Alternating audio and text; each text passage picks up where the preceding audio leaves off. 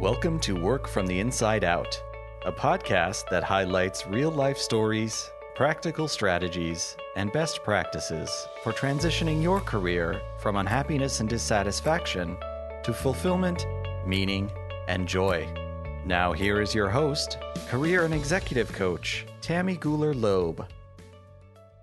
Hey everybody, welcome.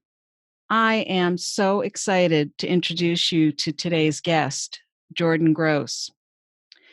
Jordan is a Northwestern and Kellogg School of Management graduate.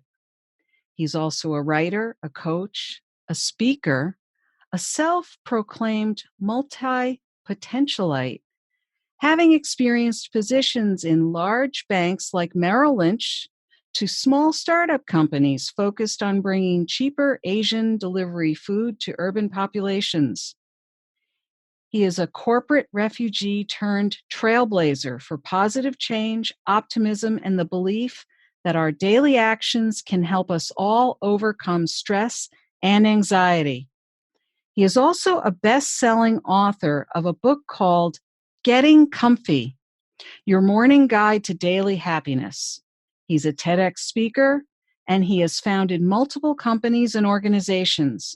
In his free time, you can find him listening to podcasts, at the gym, playing sports, reading Mitch Albom books, writing Mitch Albom type books, and living his own version of a Cloud 9 life.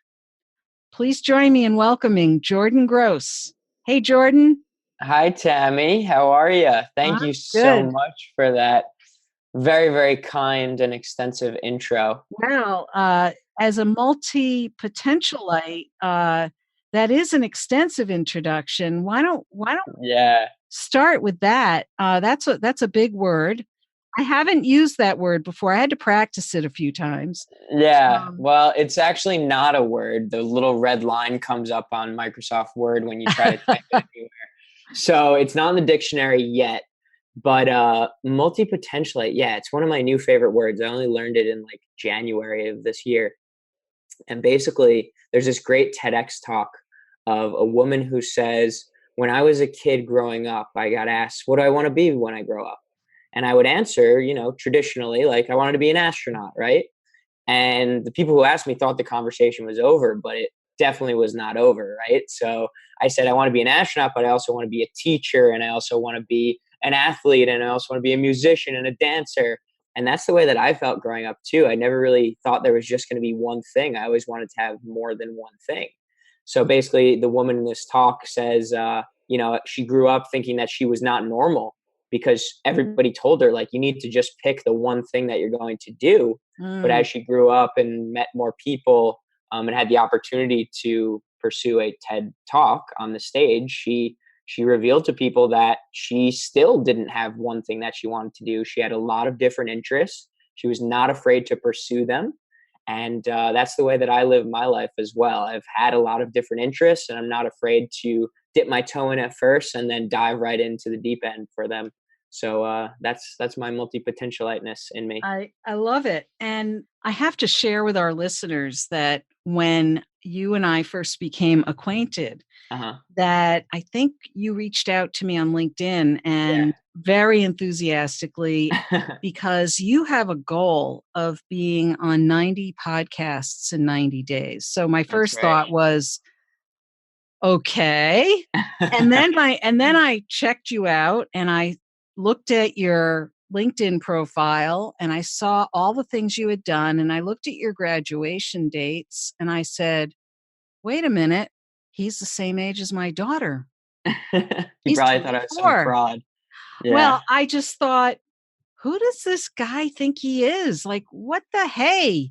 So I agreed to talk to you thinking I was going to call you on it. And I loved it because when we got on the call together, and I mean, almost immediately you were so ready for me to call you on it. Like, I'm sure I wasn't the first one. And it wasn't even that I was trying to be mean about it. I was just like, come on, you're 24. How could you possibly have written a book, done a TEDx talk, started companies? worked in investment banking, et Uh-huh. cetera, et cetera, et cetera. And then I'd say within 10 minutes of us talking, I realized, oh my God, he has done all those things.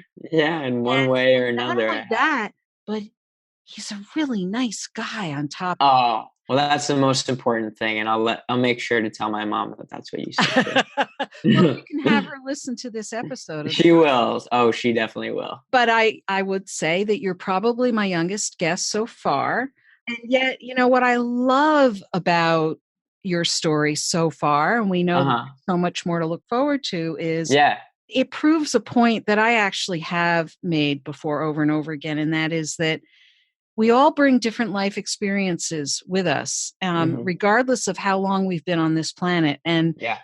we can learn a lot from each other. So I'm delighted to have you here today so that we can learn from, all that you have done so far, but also who you are in the world, because clearly you've been, as you said, like even as a younger kid, you always Mhm. wanted to be more than one thing. Yeah, that's And I right. think that that's something that a lot of other people maybe can't relate to, but Yeah. yet can learn from, right? Mhm. So maybe walk us through a little bit of some of the things that you have done. Yeah. I was going to say in your early life, but Yeah, I early think. early life. I'm like, well, wait a minute, where is he now? Well, I guess Uh-huh. you know he's certainly not middle aged yet, um, just give us a little bit of background and how that has evolved to you wanting to do 90 podcasts in 90 days. Yeah, so I can give you a little bit of background. I'll go through all the different things that I've done in my past, which might take a little bit, but I'll try to speed through. All right. So actually, Tammy, like even though I knew as a kid there wasn't just one thing, my answer always growing up was that I wanted to be a professional soccer goalie. That was my Oh, number one thing. Sports was always the biggest for me, and soccer was ultimately what I decided to pursue in the sports world. So I was a super hard worker, and then in high school, I was captain of the soccer team, and I got some good grades. So, the next logical step was go to a good school. And when I got there, try out for the soccer team. So that's what I did. I got to Northwestern in Chicago. And still, it was almost very much going through the motions at the time. hmm. So I was there, and now I was in college, and the next logical step was okay. Now you're in college, get good grades, and then get good internships, right? So the people around me, the older people in my fraternity, they would say, you got to get into investment banking or consulting because that's where you're going to make a lot of money. You're going to have a good life, right? So my sophomore year, I had an internship at Merrill Lynch doing private wealth. And then my junior year, I had an internship at a boutique consulting firm. So those were like my two experiences where I got accustomed to that world. And actually, thankfully, looking back, I decided that wasn't for me. I learned what I didn't want to do. Then after that, I just didn't have, the return offer from an internship that so many traditionally have. So I decided to go back to school. And the reason why I wanted to go back to school was because I had my first taste of entrepreneurship.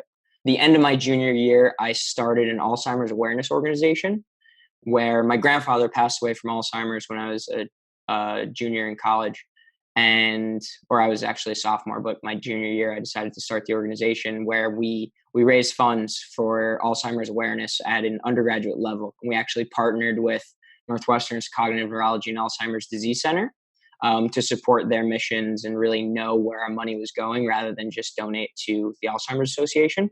So I was running that group, and I wanted to learn more about being a really good leader and managing a team and things like that. So I went to Kellogg for a master's in management studies. And I'll be honest with you, Tammy, the work itself was difficult, but it wasn't very time consuming. So I Hmm. had a lot of free time on my hands that year, and being in the entrepreneurial world, like even from a nonprofit point of view, I really wanted to dive more into helping startup companies. So I was listening to a lot of, business related Tony Robbins type podcasts and reading books, How to Win Friends and Influence People, Think and Grow Rich, Napoleon Hill. And I always came from a place of wanting to add value. I knew that's where people would be most receptive. So I reached out to a couple startup companies, and like you heard in my bio, I ended up working with one called Chow Bus, which was an Asian delivery food company where they tried to bring Asian food to urban populations, like very authentic Asian food. I worked with a company called Wise Apple, which was doing food meal kits, like healthy meal kits for elementary and middle school students. Huh. And then I actually started my own startup company, two, in which one was a food delivery service where I would make meals for my roommates. And then that turned into me like making one meal a night for people around Chicago. And then the funny story there was I gave away a little dessert treat called a mandel, like a Jewish mandel bread cookie, Oh, yeah. which I called momdels because my mom made them. And my mom has MS. So momdels, I capitalized the M and the S. And I did, I wanted to do like one of those Tom shoes, like philanthropic capitalist companies where I would sell the treats and give money to the MS Society. So those were two endeavors that I pursued just while I was in school.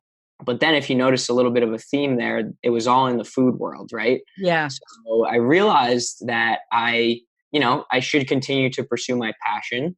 So which seemed at the time to be food and restaurants and that life. So after my degree was up, I decided to get a position in a leadership and management program with Hillstone Restaurant Group, which is a privately owned, very large, very successful organization with restaurants all around the United States. So there I was in this program thinking that it was, like I had cracked the case. I was pursuing what I wanted to do at a very young age. It was a prestigious role. I was in a management leadership role, like leading people who were 3 times my age. And I had to suffer or face the harsh reality that sometimes passion and hobby should be left as passion and hobby. Like you don't need to immerse yourself and have a career in something like that. But I'm so glad I did it because now I have the stories to tell. Even though I was working like 15-hour days, I was like physically and mentally exhausted. But anyway, Tammy, where that leads us to is me realizing that, I needed to take control of my own life. And I looked at the people who were 3 to 5 years ahead of me, 5 to 10 years ahead of me down the road. And I said, I don't think this is what I want to be. They were just making a lot of money, but they were pretty much doing the same thing. Like there was no room for growth and development, no real innovation or creativity like I pride myself on. Yeah. So I had to reevaluate, and I quit with absolutely no plan really, which I don't recommend unless you're a certain type of person, kind of like myself, where unless you're like you. Yeah, where you could just kind of, you're comfortable with figuring things out as they go and sort of rolling with the punches. Right. So what I did was I had been reflecting on how I stayed optimistic and positive and energetic, even during these long days in the chaotic restaurant world where so many of my colleagues were, overstressed, overworked, overtired. And I decided to share that. So I ended up self-publishing that book, Getting Comfy, Your Morning Guide to Daily Happiness, which very specifically is a 5-step COMFY morning routine where, you just, use it to overcome stress and anxiety. But then after that, I decided to create a business out of it where I was speaking to high school students, college students, startup companies, really transitioning that COMFY mentality to overcoming any daunting situation. So it was almost like a pregame routine for anything that scared you. So that led to a little bit of one-on-one coaching as well, like a little bit of mindset coaching, led to a little bit of leadership coaching. So I got Marshall Goldsmith stakeholder-centered certification. I was the youngest, not in the world. I think I'm the second youngest in the world to get that certification, first youngest in the United States, where I wanted to work with startup founders in terms of their leadership skills and development and continue working on their mindset. But then I had this weird car ride in an Uber where I passed a boat called Cloud9, and I started thinking about what the Uber driver and I had talked about with what Cloud9 meant to him. And it had to do with family. It had to do with children, getting married, passion, work. And I drafted a manuscript for a fiction novel all about the different transformative life experiences we could have that lead to our Cloud9 lives. And that's what I did. So I wrote a fiction book in the next couple of weeks, So that's still sitting, in editing phase. But right now, what I'm doing, like where we are today, is I'm just talking to people on this Cloud9 journey of my own to understand what Cloud9 looks like on a daily and life basis for others. And I want to share that with you, with your listeners, with everybody, so that you can better attain a Cloud9 life. And that's why I'm on this podcast mission to get it out there. And there are other reasons we can talk about too, but I'm really here, talking about what Cloud9 means and what it's all about, and sharing how to spread Cloud9 with other people. Yeah. So I know that comfy is an acronym for something, right? So this is partly how your book is based, right? Yeah. So that's the first book for sure. And let's talk about that for a moment, and then we'll go forward to Cloud9. But I just want to share this because I love what you did with the acronym. Yeah, I really love it. I really do. And so comfy, I like to be fun when we do this. All right, Tammy. So we'll get a little interactive. Okay. So C. So both you and I, let's do just 3 seconds in through the nose and 3 seconds out through the mouth. Deep breath. Okay. Ready? 1, 2, 3.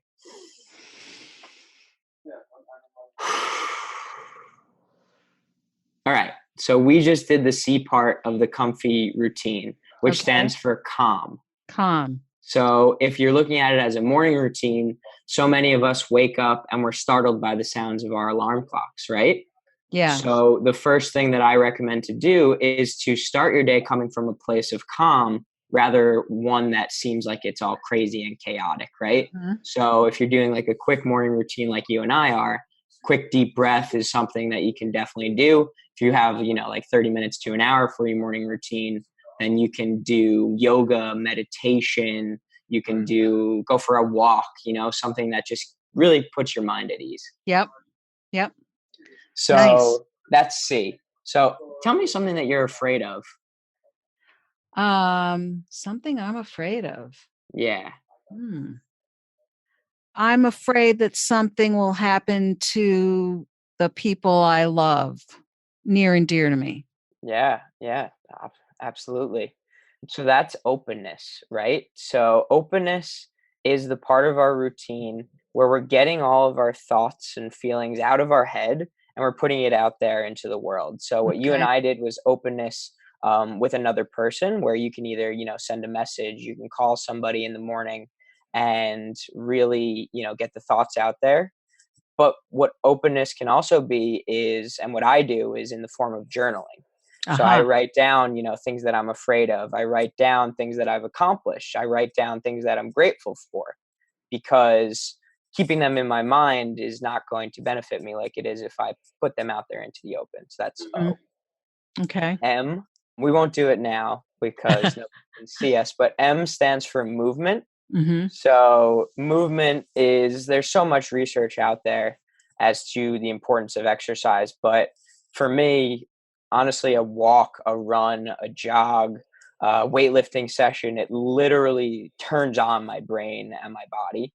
So that's the importance of it for me. It's not even like a physical, like trying to look good kind of thing. It's more just I can think well with the movement. Yeah. So then we have F, and F is actually my favorite part. So F stands for funny. So when I wake up, I think it should all be about smiling, right? I think too many of us in society, I like to say we turn on CNN, when in reality, I think that we should turn on a PNN, a positive news network, right? That is filled with videos that make us laugh, pictures that make us laugh, quotes that inspire us, things that really make us smile, rather than things that are tragic or devastating, right? So if we start the day, if we go into a situation that's terrifying with a smile on our face, realizing that things are funny in this world, serious things happen, but the best way to respond and not react impulsively to them is by not taking ourselves too seriously. Yeah. So having that funny aspect of the morning routine for me is just like, that puts me on a different level. I thought when Well, some of us turn on CNN and I'm thinking, oh, are you going to tell us we should turn on Comedy Central or something?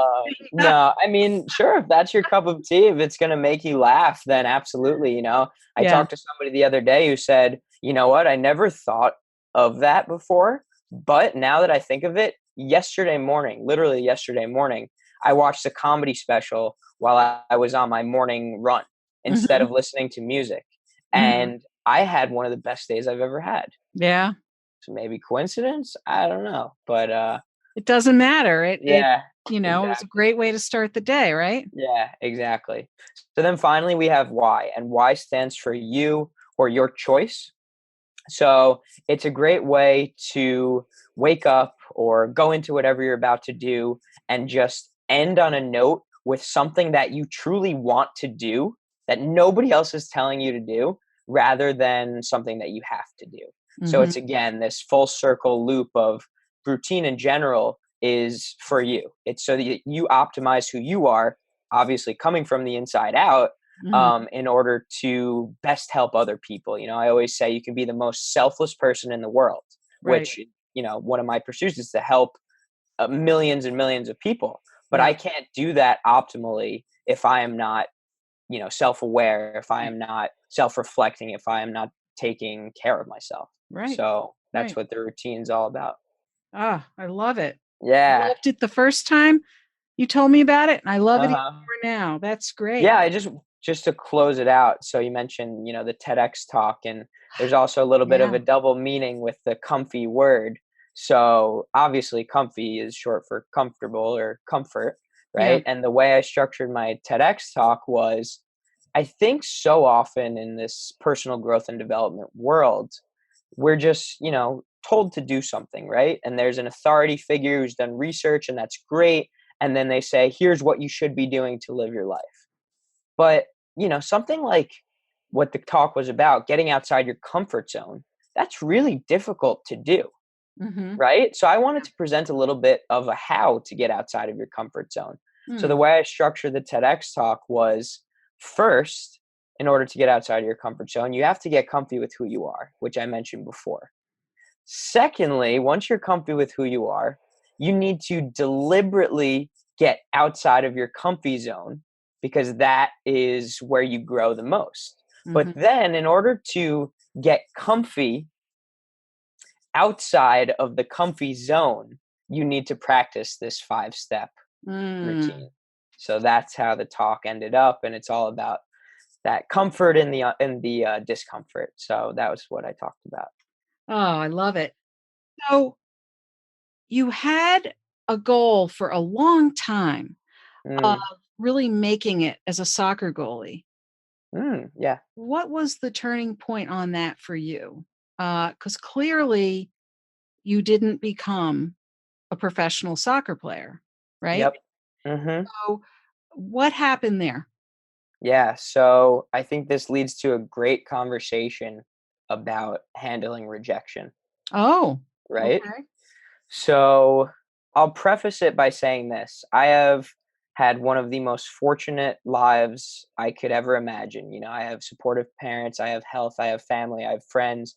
I have so many great things going for me, and I have experienced a tremendous amount of adversity and not getting exactly what I want. Mm. So this is how the soccer story went. To start too, it's like I was getting everything that I wanted. I had the tremendous amount of privilege. I was the number one goalie in New York State from ninth through 11th grade. And then I got to 12th grade when recruiting season was really in its prime time. And I'm only 5'9". So obviously being a goalie, coaches valued taller people. Oh. So a lot of the times I would make it to, the last couple people, and I would have the skill. I would work harder than them. I would really, anything that was within my control, I took care of, and, no knocks there. But when it came to things that were outside of my control, take it like height, physicality at the time, that's where I kind of lost. And I was always, there were like 6 schools I remember where it was between myself and another guy. And each time it was, you know what, we're going to take the other guy. We Mm. think that they have more potential than you. And in the whole process, I probably reached out to 25 schools, and I had to hear no from 25 different schools. Mm. So I didn't stop though. So I didn't stop. And when I got to Northwestern, I got in on my academic merits. But the thing that I did was I kept training and I kept training, and I got in touch with the coach. So again, it's all about relationships and reaching out to people and communicating. And I was invited to their training camp. And after going to training camp, where I honestly didn't perform as well as I could have, I Mm. was still offered a spot as a practice player on the team. So it was then that I really had to make the decision, be a practice player on a team where it's going to take up the majority of my life, or experience college, play on the club team, still enjoy and love soccer, but give up on the overall dream of being a professional soccer goalie. Yeah. So it was a really hard moment where I had to evaluate both sides of things. Yeah. And I decided to go not with being on the soccer team, but I couldn't have, I look back with no regrets, because every single thing that happened in college, every single experience that I've had has led me to what I'm doing now. And what I'm Right. doing now is unbelievable. I decided to include some other things in my life. So there comes my curiosity. There comes my multipotentialite isms into the picture, because I didn't just want to focus on one thing anymore. Right. But the second thing is I had to appreciate all the work that I put in. And when you're facing rejection, when you're getting turned down, be it in soccer or in the job search process, or really with anything in life, you have to come from a place of, well, I'm still great. I still achieved this. I got to this point. I made it to the final round of interviews, and so many others didn't, even though it's not a comparison game. So maybe you don't say, and so many others didn't. But, I have achieved and accomplished so much. Mm. There are factors that are outside of my control Mhm. that led to this decision, and I can't change that. So I Right. can only do what I am in control of, and that's how I'm going to push forward. Right. Right. I think it's a very healthy perspective too. I Mm, think too often we get caught up in what we don't have control over, and we yes. allow that to really zap our energy and our spirit. Yes. It really does get in the way of us taking control of the things that we can take control over. And Yeah. the fact that you've figured that out already at this point in your life is a gift. It really Thank you. is. I don't know that I I appreciate had it. that figured out in my mid-20s. I don't think Thank you. so. But good for you for being astute and for really seeing that. That's Thank you. great. That's great. Thanks. So let's do a little fast forward from those days Yeah. to Cloud Nine, Yeah. and talk a little bit about that. And I love the way you're like, well, so I wrote a book, and then I wrote another book, and I know that writing a book is a lot of hard work. So you make it Mhm. sound like it just kind of like came out of, oh, okay, okay. So now my age is going to come out, and I'm going to say, I wrote my computer in college was called a Smith Corona. So Uh-huh. I'm thinking writing a book. I'm thinking I wrote my thesis in college by hand and then Oh typed it my on the Smith goodness. I can't Corona. imagine handwriting. I know you can't imagine. Your hand must get so tired. Well, I have a very strong hand now I from that. bet. Yeah. I bet people's hands are going to be weaker because I of went the through a lack of lot of handwriting. legal pads too, but I did. I wrote everything by hand and then typed it up. And if you miss a line, you got to just type the whole page again. So yes, I would say that there are elements of the writing process that probably have been streamlined with computers, but still in all, it's still a ton of work. And even Yeah. self-publishing, you're still going to put yourself through your paces. So you must be a really fast writer or a quick writer or something. But so you've written this piece of fiction now Yeah. about Cloud Nine, but it sounds like there's a bit of the Cloud Nine vision or philosophy that you're trying to incorporate in your business now too. Is that right? Yes, that is absolutely right. And Cloud9 has a lot of different layers at this point. And to quickly address the writing the actual fiction side of things, Yeah. I will say this, Tammy. I had studied and understood the concept, or sorry, I didn't understand actually until I experienced it. The concept of flow, like the positive psychology concept Yep. of flow, where Yep. you lose track of time, you lose track of eating, you lose track of going to the bathroom, right? And Yeah. I never really experienced that, even with all of the comfy stuff, which I thought was, my true purpose for so long. Like, Yeah. and it still is, because it has something to do with providing other people the opportunity to smile and think differently and act differently and live differently. Mm-hmm. But Tammy, when I had that experience with the Uber driver and my mind started racing, and I outlined the book, and then I started working on the first chapter, and then I started researching for the second chapter, and then I started working on the second chapter, and then I researched for the third chapter, and then I worked on the third chapter. Every single day, it was like a machine was coming out of me. Like I would read what I wrote and just think like, did I say that? How did I come up with that?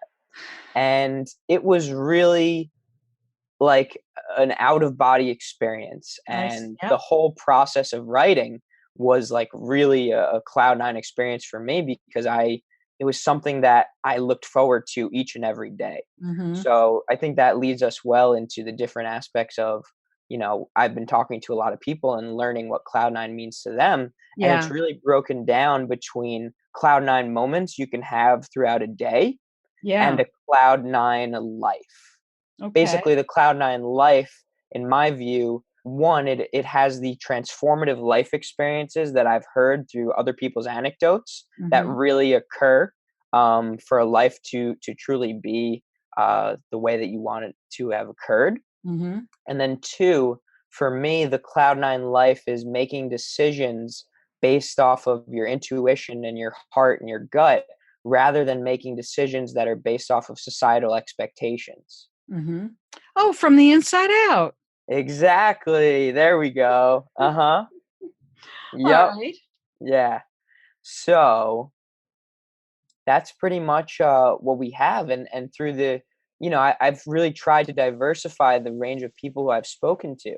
So Mm-hmm. I've spoken to people anywhere from, my grandmas who are 90 and 86 years old. And Mm-hmm. when they're talking about their cloud nine lives, they're, very quick in this 90-year life to really just mention, the day they got married, the day that their kids were born, the day that their grandkids were born, to people like myself who, friends of mine who just can attribute a cloud nine moment to the other day when they were on top of the world during a great dance class, like Yeah. it's very different. And it comes full circle again. Like I want it to be all about interpretation, and I Sure. want people to realize for themselves what they need to look forward to Mm-hmm. every day in Right. order to have like a cloud nine day, and Yeah. what they need to look forward to in their lives in order Yeah. to encapsulate this cloud nine life. Yeah. So what started as an Uber ride Yeah. turned into a book outline, Yep. has turned into a piece of fiction, but now it sounds like it's really turning into nonfiction. Yeah. So here's the story with that, Tammy. Yeah. And for the last year and a half, I've been immersed in this nonfiction personal growth and development world, Right. and I've loved every second of it. But for me, I'm always trying to think a little bit differently, right? How can I present similar messages in different ways? Like, again, that theme of interpretation, and how can you create something that's more your own? Mm-hmm. So for me, having read and listened to so many different people in this world, I think a lot of the information was not really becoming new anymore, or I wanted to see it presented in a different way. Mm-hmm. So in my bio, you mentioned Mitch Albom, right? And Mitch Albom's Yes. written books like Tuesdays with Maury or The Five People You Meet in Heaven. And he's really created these stories where you can really get into the characters. You can really Right. see the development of the plot. But also at the end of the day, there are so many life lessons in there rooted in personal growth and development, and how to live optimally, Right. that he's trying to have you take away. Right. Right? So I wanted to do the same thing, a similar thing with Mm-hmm. these transformative Cloud Nine experiences, and what Cloud Nine I was interpreting based off of the people who I talked to. Mm-hmm. So I wanted to write a story that sort of juxtaposed a man's life where he made decisions based off of what others wanted him to do that led him down a not so good path, Mm, versus the decisions he could have made, which was always what he wanted to do, that led him to his cloud nine life. I see. So the last thing there is also, um, the one drawback or the one stigma that I've found in the personal growth and development world is that, these authoritative figures are sort of not so much demanding, but telling others what to do. Here's how Yeah, you have to live a good life, right? Like right, that's self-help. And a lot of people love that because they need to go to an expert to live that kind of life. right. But I don't want to just appeal to that kind of person. I want to really spread the message out wide. Mm, So to the people who think like that, I wanted to say, I'm not going to tell you what to do. I'm right, going to present a story where you decide what to do right. based on the story.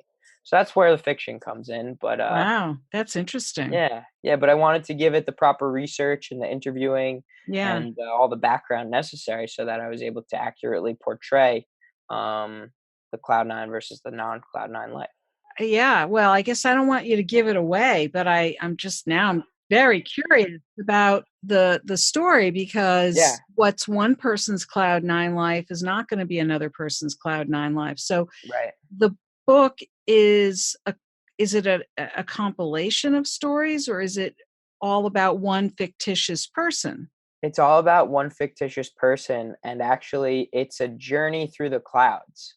So it's all the way from cloud one to cloud nine. And on Ah, each cloud, he's learning and having a different transformative life experience, mm, one that he went through in his actual life, mhm. versus one that he experiences in the clouds, which ultimately would lead to his cloud life.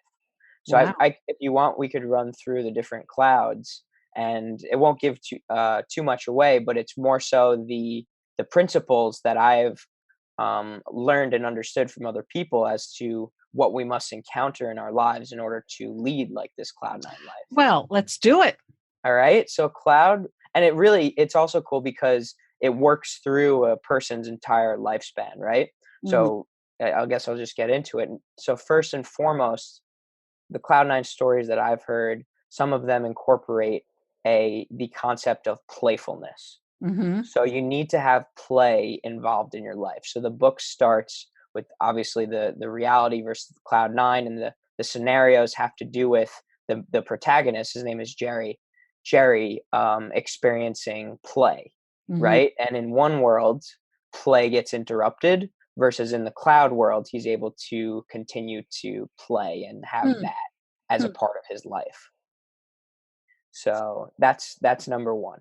Cool. Number two, moving forward, so it's like Jerry in high school, is friendship and camaraderie. I've Mm, mentioned this a few times now, but relationships are everything in this world, the people who you surround yourself with. So Cloud9 moments are really derived from the people who we spend our time with. So mhm, that's principle number two, cloud number two. Cloud number three is love. So it's, mm, Jerry with his significant other, mhm, and so many people talk about their wedding day mm, as their cloud9 moment, their absolute pinnacle euphoric moment. So I mhm, had to include that. mhm. Cloud number four is about having children. Yeah, Cloud number five is then about having grandchildren. So I told you I interviewed my two grandmas, yeah. and I don't know whether it was out of, flattery because they meant it, but they said, when their grandchildren were born was, that was their cloud9 moment. So Mm, obviously I equate that with leaving some sort of legacy, yeah, and knowing that, you're going to have people who are carrying out your values, your ideals, and your name. mhm, Cloud six is something related to ambition and mm, accomplishment, and whether that is in career or something entrepreneurial. A lot of people would talk about this moment that they remembered where they were just on top of the world because they made a change or they achieved something great in their business or something like that. mm, Cloud seven kind of comes full circle, and it has to do now with your parents and the relationship you have with your parents, and mm. how that develops from something that's like you're the one who's getting all the support to you're the one who is giving the support at Ah, the end. Yeah, yeah. so it really comes full circle. And a lot of people talk about the last couple of weeks they had with their parent, if I was Mhm. interviewing older people, or Yeah. just the relationship they have with their parents. Now Mhm. they're friends. If you're like my age, I like to consider my parents like my friends now, because Yeah. we can just get along so well. In the book, we get up to cloud 8, which is in our lives, it's sort of like this realization that our entire life has been this cloud 9 journey, and that each and every moment, each and every day, we can be experiencing cloud 9 by the fact that we should be here and in the moment. And then cloud 9 is for anybody out there, whether, it's the worst day in the world, whether it's been the worst year in the world. Cloud 9 is this theme of reinvention and resurrection. And what I mean by that is when you're on cloud 9, it gives you this opportunity to become a different person, right? You have the chance to live according to the cloud 9 principles. You have a chance to, no matter what happened in the past, move forward and live ultimately your cloud 9 life. So in terms of, what you're doing these days, so you're in the process of finishing that up now.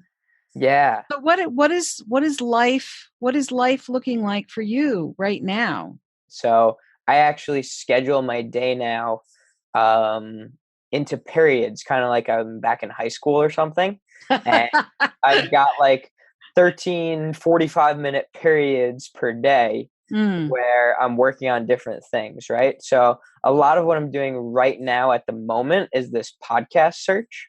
So going on 90 podcasts in the next 90 days, that obviously entails a lot of outreach. And then I also do cloud 9 coaching, where I work with people. I try to find, their, in terms of work, something that's really meaningful and purposeful.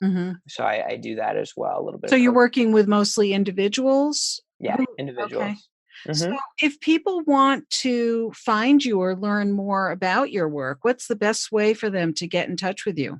Yeah, really simple. journeytocloud9.com. And that's all spelled out, and everything you ever could want or need to know about me, about cloud 9, it's all on that website. And the one thing I will ask very simply is, if you want to put your email in, every Tuesday and Thursday, I send a 90-second video of somebody explaining their cloud 9 moment. And it's just a way to wake up and get a daily dose of happiness. I send it early in the morning. So, you open up the inbox and you just watch this cool video of somebody, describing their cloud 9 moment. Jordan, thank you so much for being on the podcast today. You are the epitome of, I don't even know if I want to call it work from the inside out. I think it's life from the inside out. Yeah. I have a feeling we're going to be seeing a lot more from you. It means a lot to me. Going forward. And I'm really excited to see where this all goes. It's been really fun talking with you and hearing about how you think about things and what you're doing with your life. And thank you so much for being here today. Likewise, Tammy. Thank you so much for taking the time, for taking a chance on me, for listening and hearing out a 24-year-old kid. So this was really wonderful. And thank you so much again. I hope you enjoyed my conversation with Jordan Gross. It was so inspiring to learn about his journey so far and how he has innovated his way into so many interesting opportunities and experiences. What is your key takeaway from our conversation? Is there something you'll put into action this week that you'll benefit from for years to come? Share what resonated with you in the show notes at workfromtheinsideout.com. Look for episode 033. That's also where you'll find all the links and resources from today's podcast. Are you thinking about what's next for you? Ready to consider your options or begin a process of exploration to get the clarity, energy, and plans you need to move forward? I am piloting a small group for 4 to 6 professional women who are curious, willing, and ready to engage in a 3-month program that offers the information, inspiration, and support you need to get where you are going next. Cohorts are beginning in mid-September 2019. By the completion of the group, you will be refreshed and ready to take on new endeavors. Are you interested? Do you have questions? Contact me through my website or via email, and we will schedule a conversation to explore the possibilities. If you enjoyed this episode with Jordan, please share it with your friends and colleagues, and don't forget to subscribe so you don't miss next week's show. Remember, subscribing is always free. Are you enjoying the podcast? I'd love to read your review on Apple Podcasts. It's easy to find my page at tammygulerloeb.com/Apple. Thanks so much for listening, and remember, it's never too late or too impossible to increase your sense of fulfillment and satisfaction in your work and other meaningful activities. Let me know how it's going for you, and who knows, maybe you'll be my next interview on this podcast. Bye for now. Thank you for listening to the Work from the Inside Out podcast. For more information, you can find us at www.workfromtheinsideout.com.